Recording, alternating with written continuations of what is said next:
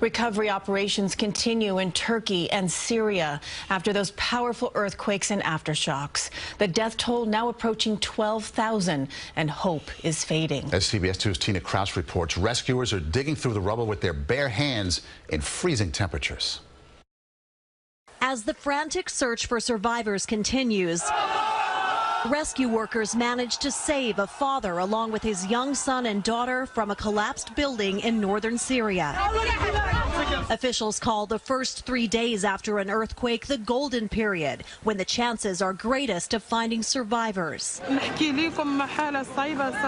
But as this volunteer says, with each passing hour, the conditions become more difficult, with cold temperatures setting in and some being found dead.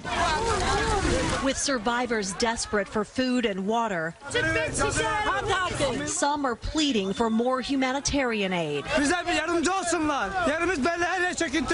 Visiting a tent city, Turkey's president rejected criticism of his government's response, saying it's not possible to be prepared for a disaster this big. Officials from the World Health Organization are warning of a growing crisis. We've got a lot of people who have survived now out in the open. We are in real danger of seeing a secondary disaster which may caused harm to more people than the initial disaster. U.S. teams are starting to arrive as part of the search and recovery efforts. They include crews from the Fairfax and Los Angeles County Fire Departments and about a dozen rescue dogs who will be immediately deployed to the hardest hit areas.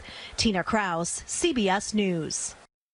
And members of our country's Disaster Assistance Response Team, or DART, arrived in Turkey today. The team will help in the humanitarian response efforts. They say there are 159 people, 12 rescue dogs, and 170,000 pounds of specialized equipment. And on our website, you can find ways you can help earthquake survivors. We've got a link to several reputable agencies, 8 agencies that are helping people in Turkey and Syria. You can find it all there at cbsnewyork.com.